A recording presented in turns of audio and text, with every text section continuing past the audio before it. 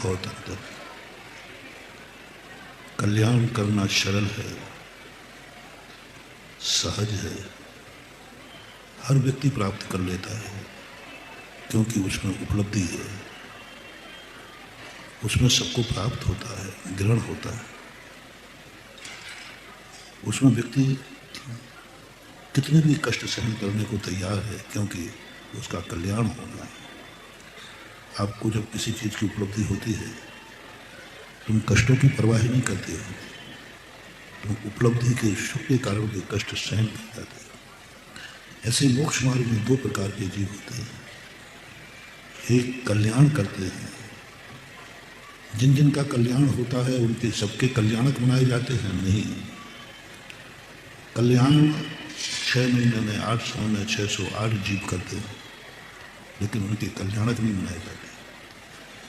एक कोड़ा कोड़ी सागर वर्ष में असंख्यात जीवों ने कल्याण किया, असंख्यात जीवों ने कल्याण किया भरत से, लेकिन कल्याणक 24 लोगों के बनाए गए। असंख्यातों में से मात्र 24 कल्याणक बनाए, और उन कल्याणक बनाए जाने में भी सारे जगत में कल्याण 24 भगवानों का बनाया, लेकिन उन 24 भगवानों में भी जिनके कर्म ने 23वें नंबर पर जन्म दिया, जिनके कर्म ने 23वें नंबर का स्थान बनाया,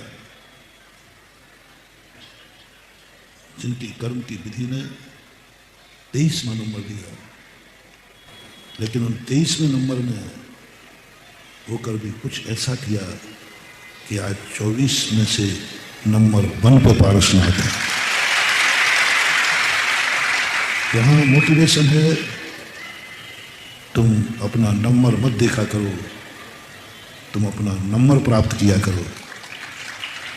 महान आत्माएं किसी एक नंबर कुर्सी पर नहीं बैठती, जिस कुर्सी पर बैठ जाती हैं वही 1 नंबर चालू हो।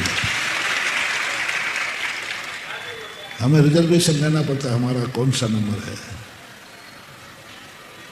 पहले हमारा नंबर बताओ कौन सा नंबर है। यही तुम्हारी सबसे बड़ी कमजोरी है, यही तुम्हारी जिंदगी में फेल होने के चांस हैं। तुम ऐसी कुव्वत बनाओ, तुम ऐसी अपनी जिंदगी बनाओ कि तुम 24वें नंबर पर भी बैठो तो लोगों का मुख उसका 1 नंबर का हो जाएगा। सारे कैमरे वहीं घूम जाएंगे। एक व्यक्ति 1 नंबर पर इसलिए बैठा कि जिससे सारे कैमरे मेरी तरफ रहेंगे, लेकिन एक व्यक्ति 23वें नंबर जाके बैठ गया, सारे कैमरे 23 नंबर पर चले गए। तो 1 नंबर वाला कहता है 1 नंबर तरफ कैमरा घुमा, बोले बैठ चुपचाप। 1 नंबर कुर्सी पर बैठने से व्यक्ति 1 नंबर का नहीं हो जाता। व्यक्ति का व्यक्तित्व कहीं भी बैठ जाए, व्यक्ति का व्यक्तित्व जमीन पर भी बैठ जाए तो उसे 1 नंबर का बना देता है।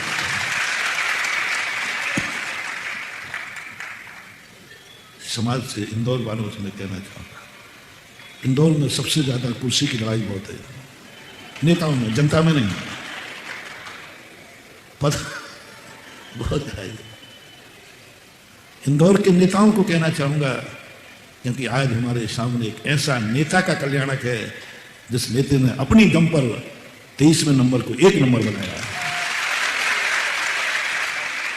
किस्मत ने 23वां नंबर दिया, लेकिन व्यक्तित्व ने उसे 1 नंबर बना दिया। इसलिए आज मैं इंदौर के क्या सारे भारत के नेताओं से कहता हूं, तुम मत सोचो कि तुम्हारे कौन से नंबर में लेटर पैड पर पद है, मत सोचो तुम्हें कौन से नंबर का पद मिला है। तुम ऐसा व्यक्तित्व बनाओ, ऐसा व्यक्तित्व बनाओ कि लेटर पैड के आखिरी कोने में भी नाम होगा तो सारा जगत उसे 1 नंबर मान लेगा। वो है हमारा व्यक्तित्व। हम कुर्सी नंबर देख के ना बैठे हैं, हम ऐसे नंबर का रूप बने कि जिस पर बैठे हैं। मैंने कहा था ना, महान आत्माओं को कोई सिंहासन की जरूरत नहीं होती, वो जहां बैठ जाते हैं वही सिंह का आसन बन जाता है। आसन से कोई सिंह नहीं होता है, सिंह से आसन होता है। आसन पर बैठने से कोई सिंह नहीं हो जाता। लेकिन सिंह जहां बैठ जाता है वही सिंहासन हो जाता है।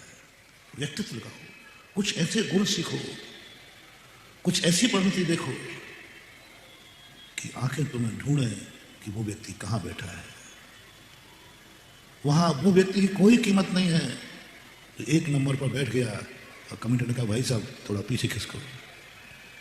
यदि बैठाने वाले को पीछे खिसका दिया इससे बड़ी बेइज्जती नहीं, और पीछे बैठने वाले को आगे बुला लिया इससे बड़ी इज्जत नहीं। इससे बड़ी क्या इज्जत होगी? वो बैठा पीछे था और लोग उसे उठा करके आगे लाए। बहुत बड़ी पारसनाथ का जीवन का चरित्र अनेक पहलुओं को लिए हुए। सारी दुनिया संसार की जितनी समस्याएं हैं सब पारसनाथ के जीवन में समाई हुई है। कैसा व्यक्तित्व था। आज पूरे भारत में सबसे ज्यादा मूर्तियां किसकी हैं? आज 24 में कोई मूर्ति बैठा ले तो आप कौन सी मूर्ति लेना पसंद करेंगे? पारसनाथ, सब पारस, इतने पारसनाथ बहुत गरीब के। अपनी शक्ति पर भगवान बनना कोई बड़ी चीज नहीं है, लेकिन भक्तों के भगवान बनना बहुत बड़ी चीज होती है। अपनी शक्ति से भगवान बन गए, लेकिन ऐसा क्या किया कि भक्तों के भगवान बन गए। 24 तीर्थंकर अपनी शक्ति से भगवान बने, लेकिन पारसनाथ शक्ति से तो भगवान बने हैं, लेकिन आज सारे जगत के भक्तों के भगवान बन गए। भक्तों के भगवान का एक बहुत बड़ा भक्त ऐसे ही सबको भगवान नहीं बनाता। लोग अपने आप भगवान बन जाते हैं और श्रद्धालु में पहुंच जाते हैं, उनकी भगवत्ता में कोई अंतर नहीं है। लेकिन मैं कह रहा हूं ना, मैंने अनुभव किया, साक्षात भगवान बनना सरल है, लेकिन भक्तों का भगवान बनना कठिन है। साक्षात भगवान तो हमारी तपस्या पर आधारित है, हमारी साधना पर आधारित है। जिस दिन हम ध्यान में बैठ जाएंगे उसी दिन हम भगवान बन जाएंगे।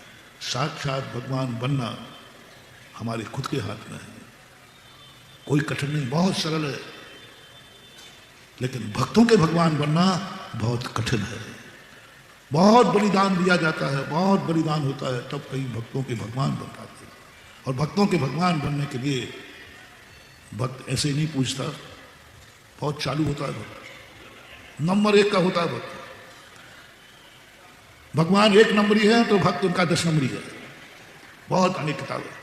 भगवान कोई बड़ी किताब नहीं है, लेकिन ये भक्त बहुत बड़ी किताब है। सबको भगवान तो मानता है, लेकिन ये नहीं कहता मेरा भगवान। वो कहता है कि तुमने मेरे प्रति क्या किया है। जब तक भक्त के ऊपर किसी भगवान का उपकार नहीं होगा तब तक भक्तों का भगवान नहीं बन पाएगा। उसे अपने जीवन में कुछ ऐसा बनाना पड़ेगा, उस चर्या से भक्तों को भगवान बनने का मौका मिले। और पारसनाथ में एक ऐसी गृहस्थी है, एक ही घर में हीरो है, एक ही घर में नायक है और एक ही घर में खलनायक है। कल्याणक कैसे बनाए जाते हैं, कल्याणक और कल्याण को में भी श्रेष्ठ पारसनाथ ने कैसे नंबर 1 प्राप्त किया, 23वां नंबर होकर 1 नंबर पे आ गए। देखो उनकी गृहस्थी है। आज तक कभी बहुत कम होता है एक ही घर में नायक और खलनायक हो,